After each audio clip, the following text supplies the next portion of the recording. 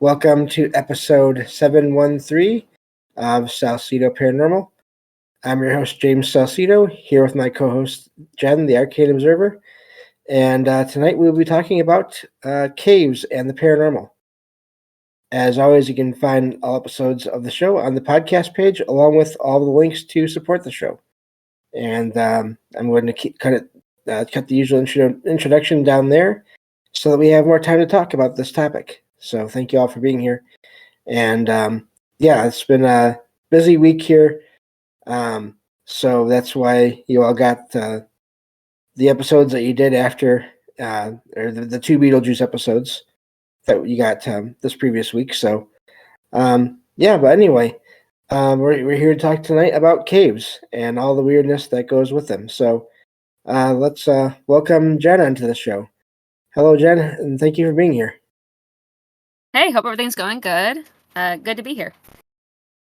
Yeah, we've kind of touched on this a little before in our series on mountains, I think, just because there are caves in mountains, but of course not all caves are in mountains. So so this is sort of a separate topic. But and of course this does come from, we've had sort of a string of shows that have sort of come from the previous shows recently, which has been nice. Actually, it makes it easy to figure out what we're doing next. And but what interests you about caves in terms of all this? I think the aspect of things coming out of going into like a sort of gestation state inside caves, the idea that people may have gone into the caves at some point, or that some species may have gone into caves at some point during some sort of earth-changing event. I think that's very interesting. And then that they may have lived whole lives, like there may have been whole cities in those cave systems under the earth. And then that there could be, I don't know, I've heard about the idea of caves being used as burial sites as well. So those two aspects, I think, are really interesting. And then the idea of the spirits of the mountains living in those caves and having like a sort of a jurisdiction over the mountain ranges or the forests from those locations. I think that that's really fascinating. I hope I think there's a lot to talk about. Yeah, if we really want to, we could talk about this, a couple weekends in a row, really, if we really want to. So we'll see how that goes tonight as we record here. But I didn't think about, for a long time, I didn't realize people could sort of possibly live in cave systems underground. Because I always used to wonder where does the air come from? But then, of course, I've seen videos and heard people talk about how some caves do have shafts that go up to the surface in some places, and so air can be coming and going through cave systems sometimes. So that's an amazing idea as well, that you could possibly live in a cave system, or other beings could live in cave systems, and maybe even ones that are more suited to that environment than we might be. Yeah, I've always thought it was really fascinating. I looked into like the Neolithic period, the idea about these hominids that were living in caves, the idea of, I guess you would think people would think cavemen, but this was a little different from that. It was like there was a whole species they were initially living in the cave systems, and there was this sort of, because of some type of, it's always about some kind of inability to live on the surface, but these cave systems extend underneath vast amounts of land. I mean, you're going from one country to another.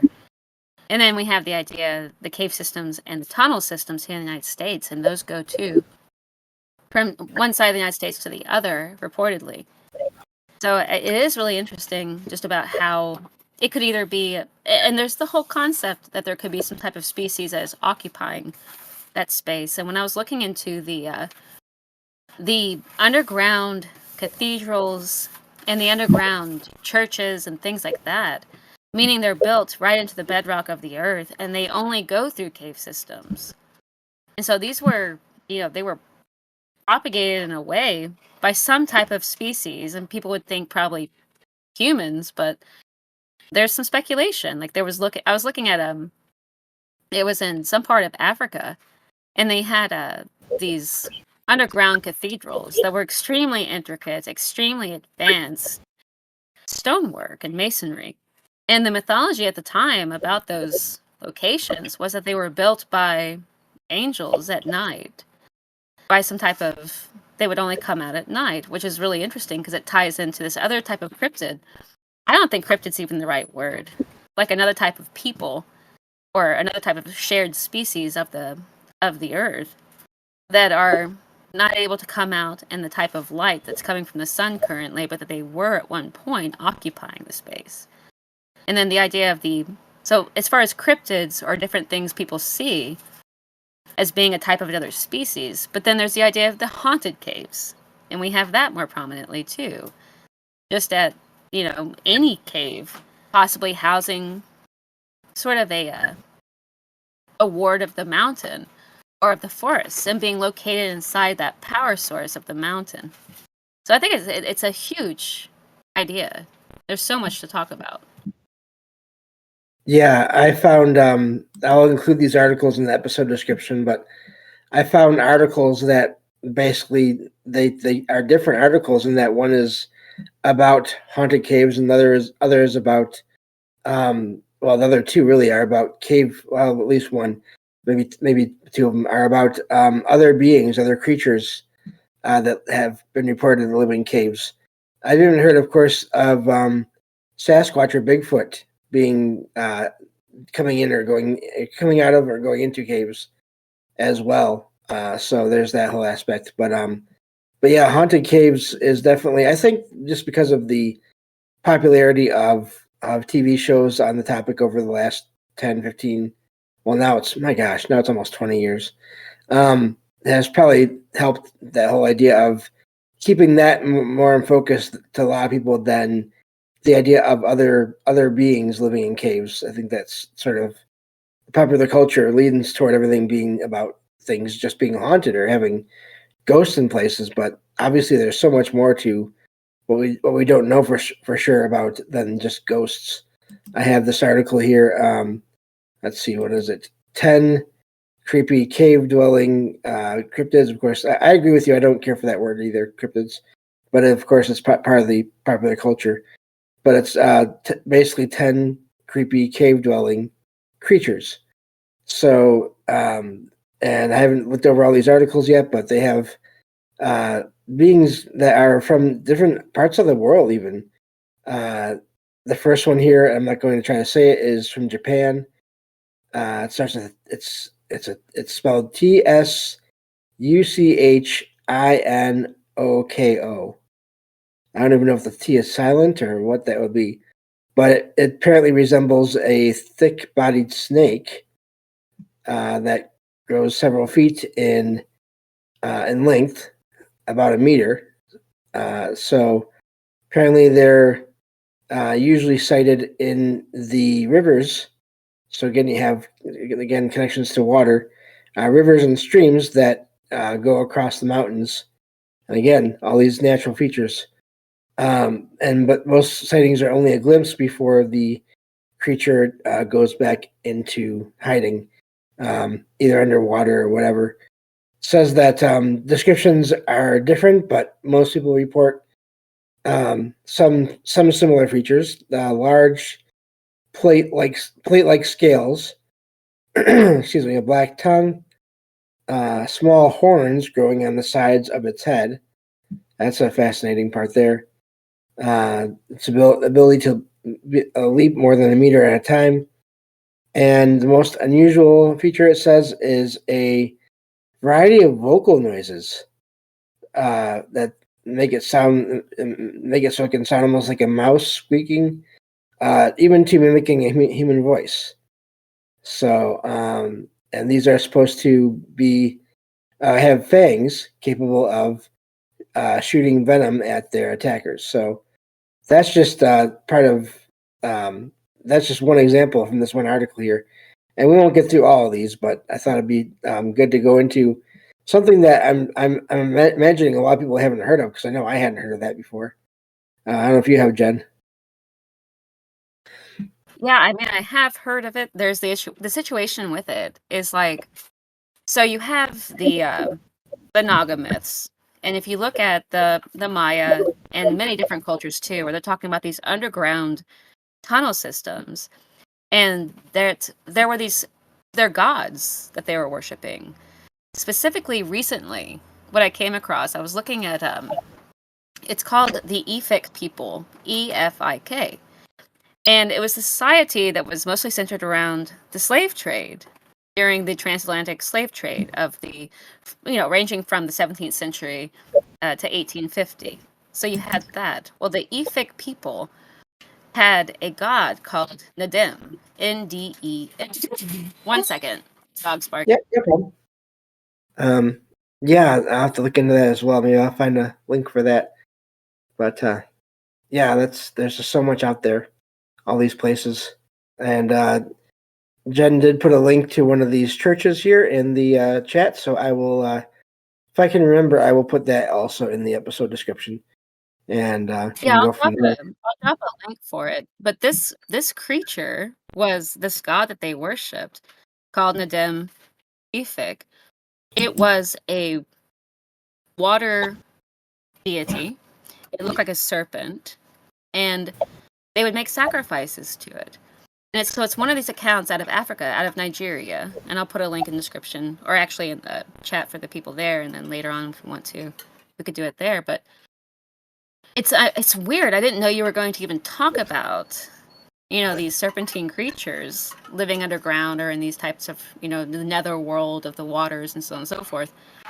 But it's crazy because, like, literally just a couple of weeks ago, and then today I was reading about it, specifically talking about these creatures that lived in the water systems. And I didn't really equate that to the cave system mythos, too, but I mean, it's the same thing. We had the same thing with the Oracle of Delphi. But initially, there was a serpentine creature living there. And then I have heard through different stories from, there was one story in particular I heard. It was a man that was in the military. And he claims that he witnessed one of these great serpent creatures, like a giant python, essentially. But we're not talking just like a big snake. It was like, he equated that it reared up and was like 13 feet tall and took a whole cow. Anyway, the case with the Nadim Efik people, they would offer sacrifices in hopes of the ship's coming so they could make trade. I'll drop a link in the description, but it definitely does tie into the cave system idea, and I didn't even think about that, and had no idea you were going to mention that. That's really neat. Well, that's funny because I didn't either because I hadn't really read the articles yet. I sort of, for these shows, I like to find articles that could fit that based on the title and everything, and skim a little bit here and there, but then save them for the show because then stuff like that can happen. So that's fun. Yeah, I mean, and I've heard of there being, of course, caves that are underwater to begin with, and cave systems and all that as well. So, of course, you see that in fiction too with all kinds of things. But yeah, just they seem to be all over the world. The idea of these caves having importance both in terms of beings that may live there, deities that may live there for the people that are nearby, and then just them being mysterious places, even if there's no major sightings of any beings there. I mean, there's also the aspect of people finding paintings or carvings in caves that they didn't know existed, and that seem to date back thousands, hundreds or thousands, or how many ever thousands of years back in time. Which I've heard that there can be debate over methods of dating things, but still, even just the idea of that being possible to me is amazing.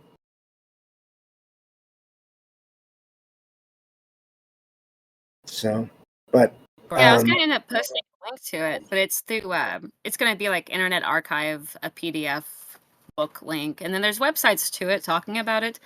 But the book that I even first read about it from was from it was from, I guess, like 1758.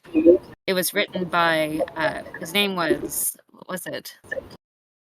it was a duke that was at work at the time, but I didn't think to create the link for it, but you can look it up on PDF, and it's really interesting just talking about the cultures that were behind the systems of serpent worship and the waters. But then it's across every culture. But then back to the caves, the cave systems themselves, the idea that creatures occupying those and people having a link to those creatures and still worshiping them. So it's as if, like, even when they left the cave systems and came back out to the surface, there was still this sort of connection to those types of deities that were in the cave systems, that were in the underground water canals and things like that. It's called a Say Nato, I think, or no, I can't remember what it was. This is all off the cuff when we talk, James. And so, like, there was Nato, I think is what it is, but it's these underground cave water systems, typically in South America, cenotes. And it was it's basically where it's like a sinkhole, essentially. So you have a freshwater, like a fresh air access, and it's salt water and freshwater meeting in these cave systems. So you can essentially be underground in a cave system, have access to fresh air and fresh water. And these systems are very advanced, as if, and people have obviously been occupying them for a long time. Along with that, though, you have the idea of these entities that are occupying it too. And there are so many stories out of the Middle East of these caves housing the jinn. So the idea of these genies living in these cave systems, and people going to these cave systems and leaving offerings to them. So, and not only that, but just as them being just on the surface, burial sites. So being used for funerary.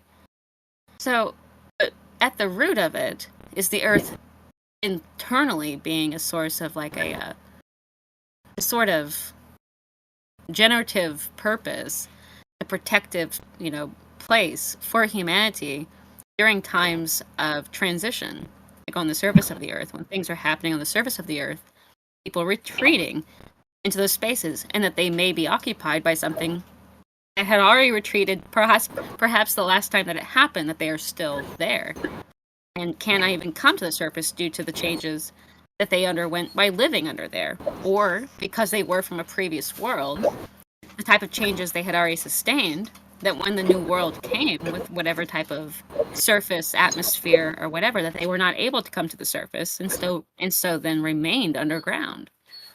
Something to that effect. I think that there's so much that lends to it. It's complicated. Yeah, definitely. There's even cave systems that I've heard of that are known more for sort of just general tourist attraction kind of thing. That talks about here in this one article on haunted caves. Let me see here. It's the Mammoth Cave system in Kentucky in the U.S. Of course, I'd heard of that one, but apparently people had reported different things that are happening, such as apparitions of people, basically hearing disembodied voices. Now, that, I think you have to be careful with that because there could be echoes and all that. But I'm guessing people would, if they're familiar with cave systems, they would sort of be able to rule that out. It's not their own voice in some cases. But even unexplained movements, I'm guessing just sounds or seeing something out of the corner of your eye. It says people have also encountered spirits of Native Americans as well as slaves who sought freedom in the caves passages there back in that time. And there's even a apparition of a tour guide who had passed away while exploring the cave system. So yeah, there's all these things, and that's just, again, going to ghosts or spirits or whatever. But of course, it is part of the focus of the show, but not the entire one. But yeah, some of these places, if I didn't have bad balance, I would love to explore them. And if you didn't need to sort of be careful where you're walking, I don't know about you, Jen, but I would explore them if I could. Oh yeah, the whole concept of going down rather than up. Like, I have a friend who likes to jump out of planes. I would never get any pleasure out of that whatsoever. But the concept of exploring cave systems is really incredible. I was looking at one point at like underwater caves. It's extremely dangerous, but it's really fascinating. In Texas, there's this it's one of these underwater caves. There's a big swimming hole basically, and it's been there. It's called see, all this is, I'll have to look it up and see, because it's just off the top of my head. But like, it's a swim hole people go to, and it's out in the middle of nothing. At the bottom of like 28 feet of crystal clear water, there's this cave system that opens up at the very bottom. And people go into that cave system, at least they did. And it opens up into 4 different chambers of underwater cave systems. And one of those chambers opens up into, or several of them do, but it opens up into the water plate for that region for the water supply. But it's a vast network of caves, and many people have lost their lives down exploring this underwater cave. And I'll find a link and I'll post it in the chat. But it's really strange because some of this has never been explored. There's no one that's survived to tell it, and they actually end up blocking it off. But that, in my mind, I just think, there could be something occupying that. There could be some type of, I can't imagine swimming in this small, it's probably, I guess, like 15, 16 feet across, diameter, and then about 30 feet deep. At the very bottom of it is a hole that goes into the side of the bedrock, and that goes into this cave system that connects to all the other waterways. And the underwater cave systems. And I can't even imagine, how you would, one thing, just even to swim in it, but let alone, go to explore it. And like I said, no cave explorer has even explored all of those cave systems because it is so dangerous. It's extremely dangerous to do. And people have died trying to retrieve people who tried to. So it's just, yeah. That is wild. Yeah, I mean, that is, caves are not just fun places to go. You have to be careful, and I mean, I would definitely recommend looking into a cave and finding out what you are supposed to do and not supposed to do. Not just legally and all that, but just for safety reasons, but also legally. But yeah, I mean, even just caves that aren't filled with water, there have been whole problems with those as well. We're down to less than a minute, so I'm just going to mention this one other cave here, and maybe we'll cover it in the next episode here.